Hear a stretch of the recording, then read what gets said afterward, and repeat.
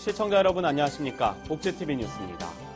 며칠 전 장애 학생들의 교육권과 교육복지에 대한 이야기를 중점적으로 전해드린 바 있는데요.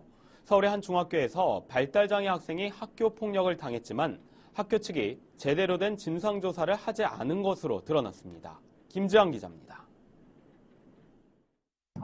지난달 28일 서울시에 위치한 송파중학교에서 발달장애 학생이 동급생에게 폭행당했으나 학교 측이 이에 대해 제대로 대처하지 못해 공분을 사고 있습니다. 이에 송파중학교 고모군 폭행사건 공대위는 지난 17일 서울시 강동 송파교육지원청에서 이번 사건에 대한 진상조사와 사건 관계자 징계 등을 요구하며 송파중학교 장애학생 폭행사건 대책 기자회견을 열었습니다. 공대위에 따르면 사건 당일 가해자인 송파중학교 3학년 A씨는 같은 반 학생인 피해 학생 고모 학생과 말다툼을 벌인 뒤 수업이 끝나고 고모 학생을 2층 화장실로 데려가 폭언과 폭행을 저질렀습니다. 이 과정에서 고모 학생은 뺨, 어깨, 등, 눈을 가격당했으며 이로 인해 안화골 파열 등 전치 3주의 중상을 입었습니다. 하지만 장애계는 학교 측에서 이러한 정황을 전혀 인지하지 못했고 추후 대응 또한 미흡했다고 비판했습니다. 4교시와 전신 글씨 시간에 2명의 학생이 사라졌음에도 불구하고 4교시 영어 교사와 글씨 담당자는 고모군을 찾을 생각도 하지 않고 아무런 조치도 취하지 않았다. 5교시의 구타 흔적을 처음 발견한 중학교사는 축구하다 공회하다 갇혔다는 가해 학생의 말만 듣고 진료실도 보내지 않고 수업을 마쳤는데 또한 공대위에 따르면 학교 측은 사건이 발생한 뒤 학교폭력대책위원회를 결성했지만 회의에서 사건에 책임이 있는 교사들에게 서면 경고 조치를 내린 것에 그친 것으로 알려졌습니다. 이에 공대위는 강동 송파교육지원청 관계자에게 가해 학생 전학 조치, 장애 학생 통합교육을 위한 재발방지 대책 수립 등의 내용을 담은 요구서를 제출했습니다. 요구서를 건네받은 강동 송파교육지원청 관계자는 이번 달 안에 해당 사건에 대한 대책을 마련하고 나아가 내년에는 송파구 전체 학교를 대상으로 관련 사안을 점검할 것이라고 전했습니다. 복지TV 뉴스 김지현입니다. 다음 뉴스입니다. 각 지자체에는 장애인 복지관이 있는데요. 그런데 이 장애인 복지관이 장애인은 물론 비장애인에게도 이용하기가 어려운 곳이 있습니다. 접근성뿐만 아니라 안전에도 심각한 위험이 도사리고 있다고 합니다. 박성호 기자입니다. 2012년 12월에 착공해 지난 10월 준공검사를 마치고 개관을 준비 중인 포항시 북구 장애인 복지관이 장애인과 비장애인 모두가 이용하기에 부적합하다는 의견이 나오고 있습니다. 시내버스를 이용할 경우 몸이 불편한 장애인들이 복지관 바로 앞에서 승하차를 할 수 있는 버스 정류장이 없을 뿐 아니라 복지관 앞 6차선 도로 건너편에서는 입구 쪽으로 건널 수 있는 횡단보도마저 없어 접근이 쉽지 않을 실정입니다. 너무 불편이 많았어요. 버스선도 잘 안 되고 이래가지고 어렵게 해갖고 버스를 타고 갔는데요. 버스가 너무 멀리 승강장에 있어가지고 건널목이 안 돼가 있어요. 그래서 무단횡단을 하려고 보니 차는 너무 싱싱 달리고 이래가지고 건너가기가 참 힘들었어요. 도로에서 주차장으로 가는 인도는 경사가 심해 수동 휠체어를 사용하는 장애인에게는 오르내리기가 힘들고 특히 내려오면서 휠체어를 놓치게 되면 차도까지 휠체어가 굴러떨어질 수 있어 인사사고의 위험이 높습니다. 이 부지를 선정할 때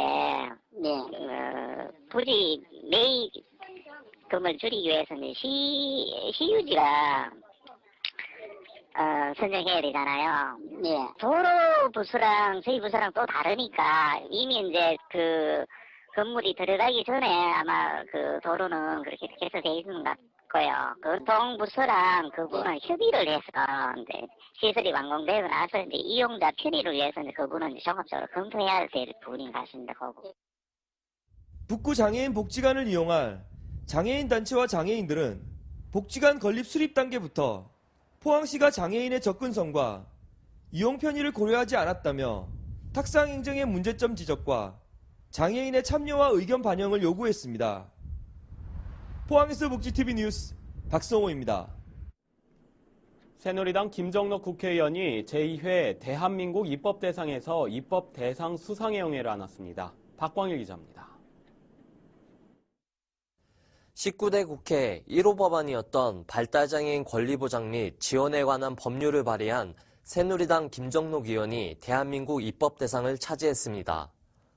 발달장애인법은 다른 장애인보다 일상의 어려움이 상당함에도 불구하고 장애 특성에 따라 적절한 지원을 받지 못하고 있는 발달장애인을 위해 마련된 법안입니다. 김 의원은 소외된 약자를 보호하기 위해 법률안을 발의하는 것은 국회의원의 역할이자 당연한 임무라고 말했습니다.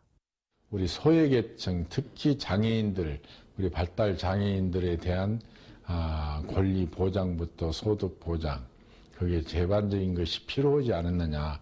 그래서 입법 대상을 받는 것 같습니다. 한편 김 의원은 발달장애인법 시행에 있어 시행령이나 부칙 등 세세한 부분이 아직도 많이 남아있다며 끝까지 관련법을 챙기겠다고 밝혔습니다.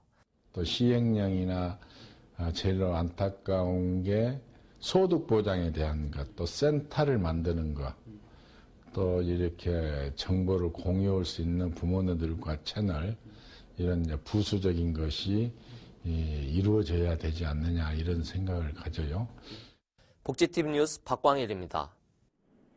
기초연금 수급자 약 44%가 기초연금이 주로 보건의료비에 사용되고 있다는 조사 결과가 발표됐습니다. 한국조세연구원과 국민연금연구원이 기초연금 수급자들을 대상으로 설문조사한 결과 응답자의 44.2%는 기초연금을 보건의료비에 지출한다고 답했습니다.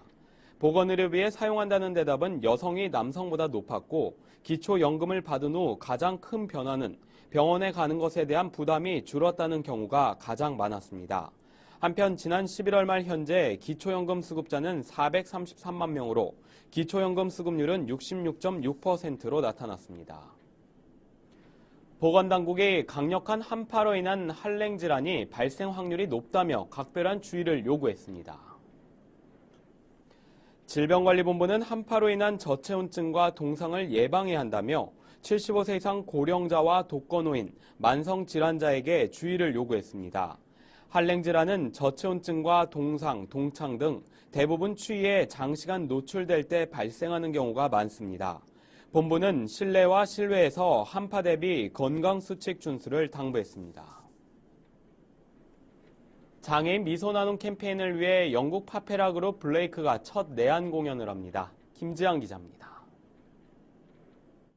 한국장애인 농축산기술협회가 장애인들의 농축산식품 관련 일자리 창출 등을 위한 장애인 미소 나눔 캠페인의 일환으로 지난 17일 영국 파페라 그룹 블레이크의 첫 내한 공연인 나눔 콘서트를 열었습니다.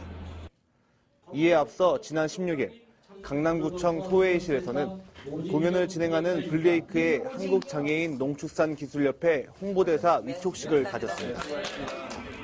블레이크는 지난 2007년 And So It Goes라는 앨범으로 데뷔했으며 영국의 음악 시상식 브릿 어워드에서 세 차례에 걸쳐 수상한 바 있는 실력파 파페라 그룹입니다.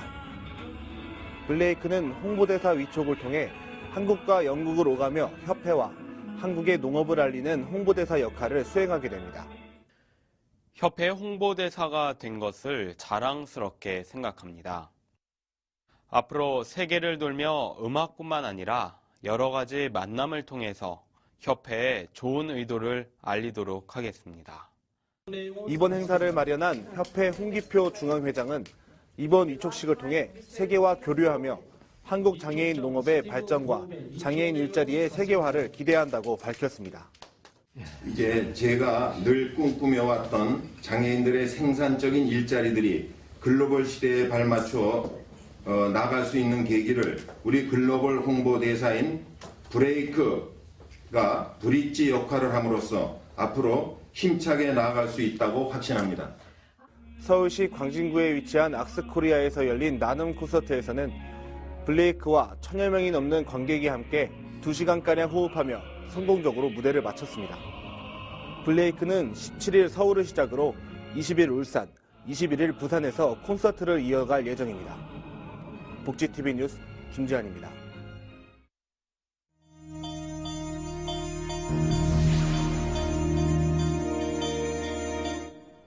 이어서 간추린 뉴스를 전해드립니다. 여성가족부와 주식회사 한국PNG가 향후 5년간 매년 5천만 원 상당의 생필품을 한부모 가족시설 입소자에게 지원합니다. 여성부는 이번 지원 협약을 통해 한부모 가족이 건강한 구성원으로 살아갈 수 있는 기반을 마련하는 데 보탬이 될 것이라고 밝혔습니다. 고용노동부가 발달장애인이 전문기관에서 직업훈련을 받도록 발달장애인 직업능력개발센터를 내년 4월 개소한다고 밝혔습니다. 센터는 서울 동대문구 제기동 성일중학교 내 사용하지 않는 장소를 활용해 특수학교 졸업생을 대상으로 3에서 6개월 훈련시키고 재학생에게는 직업체험과 역량 강화 훈련을 시킬 계획이라고 말했습니다. 2014 전국장애인 알파인스키 선수권 대회에서 울산시 장애인체육회 소속 선수단이 금메달 2개와 은메달 1개를 획득했습니다. 특히 울산 대표 정수환 선수는 청각고문 회전 종목에서 5연패를 달성했습니다. 서울시 용산구가 내년도 장애인 일자리 사업 참여자를 모집한다 밝혔습니다. 용산구는 만 18세 이상 장애인복지법상 등록 장애인이며 행정도우미와 복지도우미 총 23명을 모집한다고 말했습니다. 내년 1월부터 12월까지 주 5일 하루에 8시간씩 근무하게 됩니다. 한국불교대학 대관음사 포항도량이 사회복지법인 무일복지재단 수진 스님을 초청해 송년회 밤 행사를 열었습니다. 이번 행사는 불자로서 이웃에게 도움을 주는 새해를 맞이하자는 주제로 진행됐습니다.